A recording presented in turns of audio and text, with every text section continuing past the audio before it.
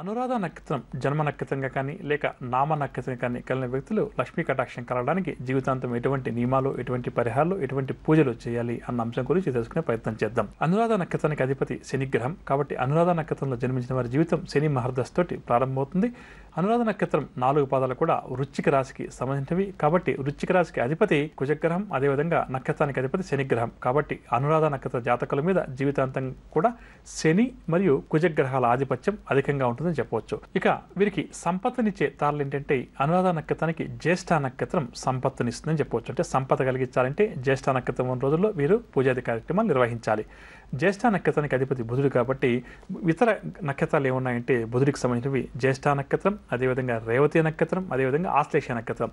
ఈ 3 నక్షత్రాలు ఉన్నటువంటి రోజుల్లో ఆర్థిక వ్యవహారాలకు సంబంధించి పనులు ప్రారంభం చేయడం లేదా కీలక నిర్ణయాలు తీసుకోవడం, లక్ష్మీ అమ్మవారిని ఎక్కువగా ఆరాధించడం వీరికి చాలా మంచిది. ఇక అనురాధ నక్షత్రానికి శని ఆధిపత్యం వహిస్తాడని చెప్పుకున్నాం కాబట్టి శ్రీ వెంకటేశ్వర స్వామి వారిని ఈ అనురాధ నక్షత్ర జాతకులు ఎంత ఎక్కువగా పూజించి ఆరాధిస్తే అంత మంచిదని చెప్పవచ్చు. ప్రతి శనివారం కూడా దగ్గరలో ఉన్న వెంకటేశ్వర స్వామి వారి ఆలయానికి వెళ్ళి స్వామివారికి తులసి మాలను సమర్పించి ఆర్థిక ఇబ్బందుల నుంచి గట్టెక్కమని కోరుకుంటే తప్పకుండా కూడా స్వామివారి అనుగ్రహం కలిగి ఆర్థిక ఇబ్బందుల నుంచి గట్టెక్కడానికి కొన్ని మంచి మార్గాలు వీరికి ఏర్పడతాయని చెప్పవచ్చు.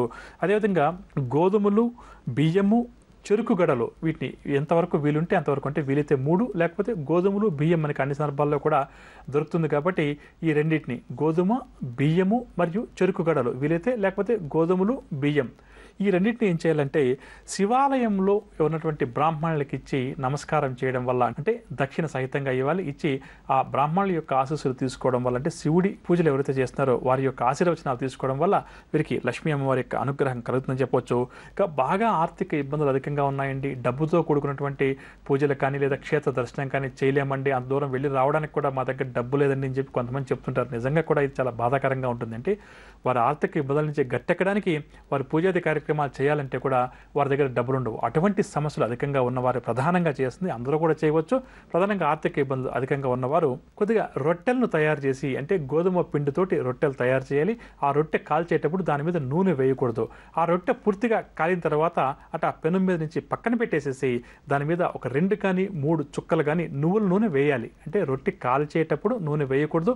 రొట్టె పూర్తిగా కాలిన తర్వాత ఆ పొయ్యి మీద నుంచి దాన్ని పక్కన పెట్టి దాని మీద 2 కానీ 3 కానీ నువ్వుల నూనె చుక్కలు వేసి దాన్ని ఊర కుక్కలకు ఆహారంగా పెట్టడం వల్ల, అంటే వీధిలోకి వెళ్ళినప్పుడు కుక్కలు ఉంటాయి కదా, వాటికి ఈ రొట్టెలను ఆహారంగా పెట్టడం వల్ల తప్పకుండా కూడా వారి ఆర్థిక ఇబ్బందుల నుంచి గట్టెక్కడానికి మంచి మార్గాలు లభిస్తాయని చెప్పవచ్చు. అదేవిధంగా అనురాధ నక్షత్ర జాతకులు ప్రధానంగా కాలభైరవాష్టకాన్ని ఎంత ఎక్కువగా పఠిస్తే అంత మంచిది. ఆలయాలకు వెళ్ళినప్పుడు కాలభైరవుడి విగ్రహం ఎక్కడైతే ఉంటుందో అక్కడ కాలభైరవునికి పూజాది కార్యక్రమాలు నిర్వహించడం, ప్రధానంగా వడమాల వేయడం స్వామివారికి చాలా మంచిది.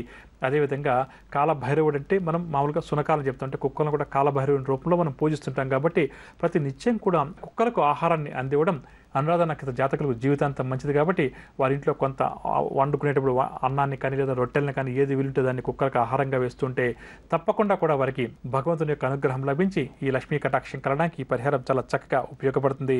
ఇక కొద్దిగా బియ్యం, అదేవిధంగా కొద్దిగా కొబ్బరి, బెల్లం, ఖర్జూరం ఈ 4టిని కలిపి, అంటే ఇక్కడ పచ్చి కొబ్బరి అయినా పర్లేదు లేదా ఎండు కొబ్బరి అయినా పర్లేదు, ఈ 4టిని కలిపి మరొకసారి చెప్తాను, బియ్యము, కొబ్బరి, బెల్లం, ఖర్జూరం వీటిని కలిపి ఎవరికైనా బ్రాహ్మణులకు కానీ లేదా బీదవారికి కానీ దానం ఇచ్చి వారి నుంచి ఆశీస్సులు తీసుకోవడం వల్ల వారికి ఆర్థిక ఇబ్బందుల నుంచి బయటపడడానికి చక్కని మార్గాలు లభిస్తాయి. ఇక అనురాధ నక్షత్ర జాతకులు ఎక్కడ ఆలయానికి వెళ్ళినప్పుడు మారేడు చెట్టు ఉందంటే దూరం నుంచి నమస్కరించి రాకుండా దగ్గరికి వెళ్ళి వీలైతే కొద్దిగా ఆ చెట్టు మొదట్లో నీరు పోయడం, ఒకవేళ అది వీలైతే, లేకపోతే ఆ చెట్టుకు ప్రదక్షిణ చేసి నమస్కరించడం చేత వీరి ఆర్థిక ఇబ్బందులు తొలగడానికి, ఆదాయ మార్గాలు పెంపొందించడానికి ఈ పరిహారం అన్నిటికన్నా కూడా చాలా చక్కగా ఉపయోగపడుతుంది. ఇక అదేవిధంగా ప్రతి నిత్యం అనురాధ నక్షత్ర జాతకులు శ్రీ వెంకటేశ్వర స్వామి వారి యొక్క సుప్రభాతాన్ని పఠించడం లేదా సుప్రభాతాన్ని వినడం ఈ రెండూ కూడా చాలా మంచి పరిహారంగా చెప్పవచ్చు.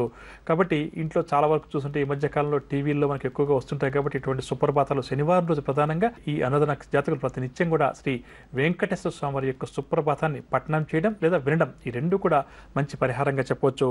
అదేవిధంగా శనివారం సాయంకాలం పూట కొద్దిగా అన్నాన్ని వండి ఆ అన్నంలో కొద్దిగా నువ్వుల పిండిని కలిపి గేదెలకు ఆహారంగా పెట్టడం చేయడం అన్నిటికన్నా కూడా ఇంకొక మంచి పరిహారంగా చెప్పవచ్చు. కాబట్టి చిన్న చిన్న పరిహారాలు మనం ఏదైతే ఇక్కడ వివరించుతున్నామో వీటిని ప్రతిరోజు చేయవచ్చు. మనకున్న అవసరాన్ని బట్టి వారానికి ఒకసారి చేయొచ్చు, లేదా ఒక దీక్షలా తీసుకుని కనీసం ఒక 21 రోజులు లేదా 41 రోజులు ఈ విధంగా దీక్ష తీసుకుని ఆ దీక్ష ప్రకారం చేస్తూ ఉండడం అనురాధ నక్షత్ర జాతకులు ప్రధానంగా చేయాలి. ప్రధానంగా శ్రీ వెంకటేశ్వర స్వామి వారి యొక్క ఆరాధన ఎంత ఎక్కువ చేస్తే అంత మంచిదని చెప్పవచ్చు. ఇక వీరికి సంపత్తినిచ్చే తార జ్యేష్ఠ నక్షత్రం అంటే బుధ గ్రహానికి సంబంధించిన నక్షత్రం అని చెప్పుకున్నాం. కాబట్టి బుధవారం రోజు జ్యేష్ఠ నక్షత్రం ఉన్నటువంటి రోజు వీరు లక్ష్మీ అమ్మవారిని ఎంత ఎక్కువగా పూజిస్తే, గణపతిని ఎంత ఎక్కువగా పూజిస్తే వీరికి అంత మంచిదని చెప్పవచ్చు. పంచాంగాన్ని పరిశీలన చేసి జ్యేష్ఠ నక్షత్రం ఎప్పుడుంది అన్న అంశాన్ని పరిశీలన చేయాలి.